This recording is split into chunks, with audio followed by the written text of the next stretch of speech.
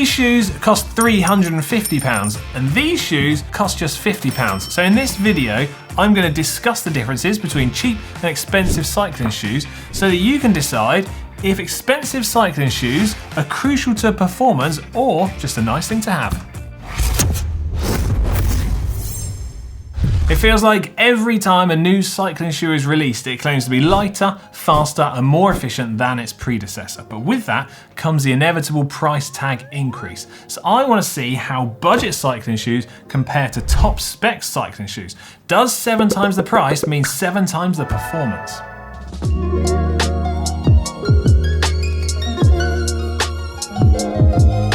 Before we go any further, let me tell you about the shoes that I'm using as the examples today. So these are the cheap shoe. They're from Amazon. They have a dual ratchet and wire lace enclosure system, a nylon sole with lots of vents in it, a synthetic leather and mesh upper construction, and then underneath we have a dual cleat fitting system. So we've got the 3-bolt standard road cleat and a 2-bolt mountain bike style cleat. They're available in a selection of colours and they come in at $54.99, $70 or €64. Pretty cheap, eh? And then we've got these, which are our expensive shoe example today, the DMT KR0, DMT being one of our channel partners.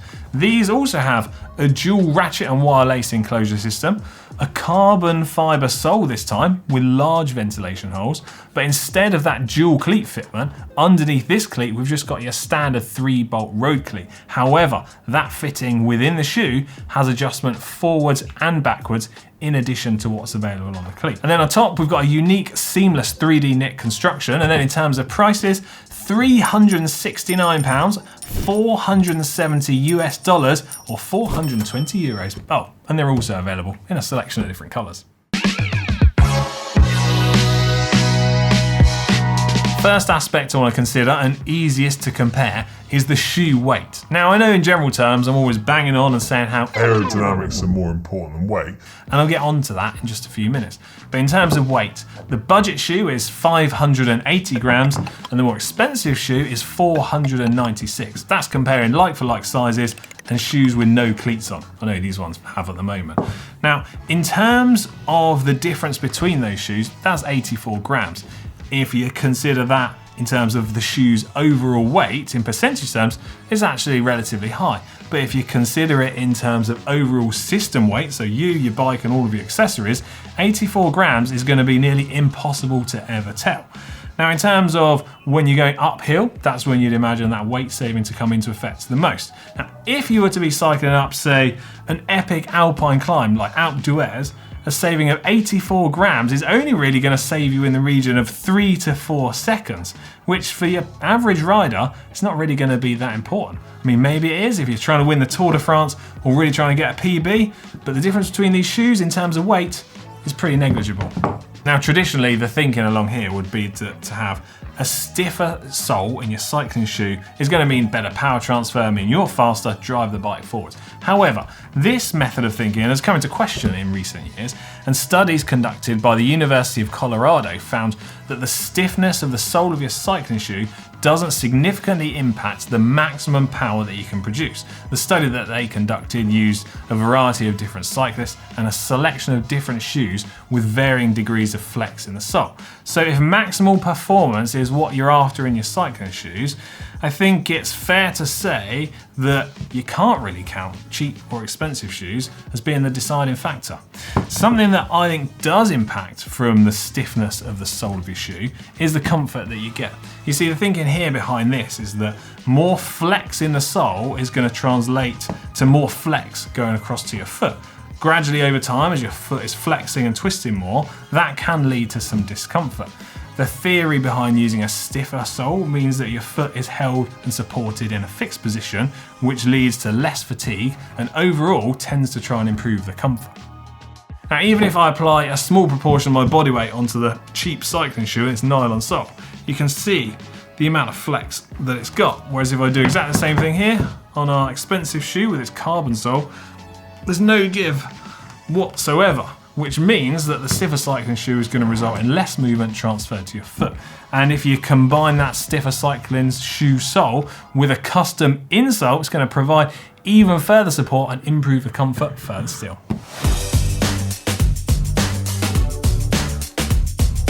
The difference between these shoes comes from their overall shape and silhouette, as well as the retention system that is used. Now, I know the cheap and expensive version of shoes we've got here share a similar retention system, but there's other things to consider, such as lace-ups or Velcro straps as well. Plus, there is a whole host of other arrangements of where these sort of dials can be placed on the shoe, all which has an impact on the overall aerodynamic performance. Now, in terms of if you were to add one simple thing to either the cheap or expensive shoes, say a low-cost aerodynamic shoe cover, that would mean you're going to have a near identical performance aerodynamically, irrespective of the shoe underneath. Next up, I want to discuss comfort and fit. Now, I've already touched on this briefly earlier on when I was talking about the soles of your cycling shoes, and it's actually incredibly difficult to quantify. You see, everyone has got a totally different foot shape. A shoe which might fit one person perfectly could be awful for somebody else, and that is irrespective of the cost of the shoe.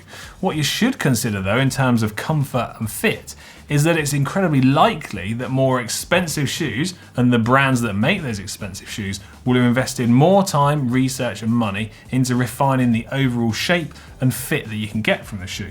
You can also typically expect to have far more sizes to choose from, as well as in many cases half sizes, and in some instances even the option of going for a narrow or wider fit shoe as well. To find a shoe that fits you correctly is almost certainly going to involve trying before you buy. And this is where your local bike shop is worth its weight in gold. Not only are they going to have a selection of different shoes and sizes to choose from, they're also going to be able to offer their advice and guidance on what is best for you.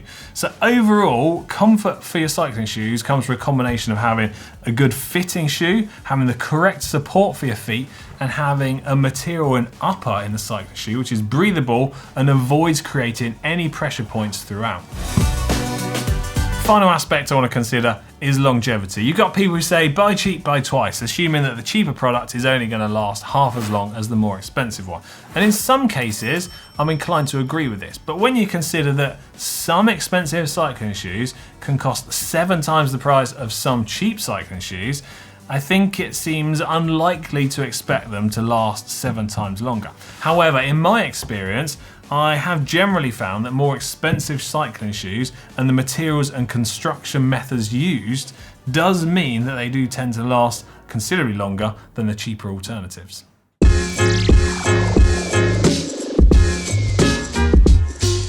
So, cheap versus expensive shoe. It would appear neither one is going to have a significant impact on the power you can produce or the speeds that you ride at.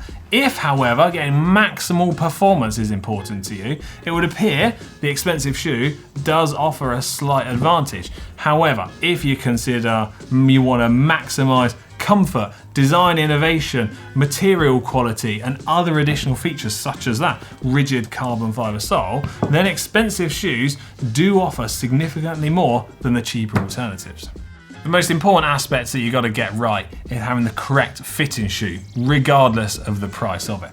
If, however, you decide to save a little bit of money and perhaps choose a slightly cheaper cycling shoe, what you can do with that spare money is spend it on some high performance tyres, say maybe getting a bike fit or spend the money on some coaching. And by doing that, spending the money in those areas is going to yield a far greater performance improvement overall than what could ever be achieved by just spending the money on your cycling shoes.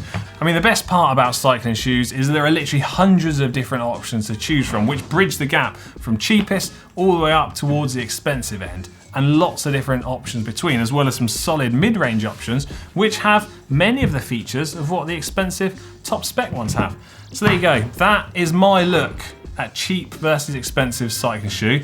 I hope you found this really helpful and it's given you some insightful information.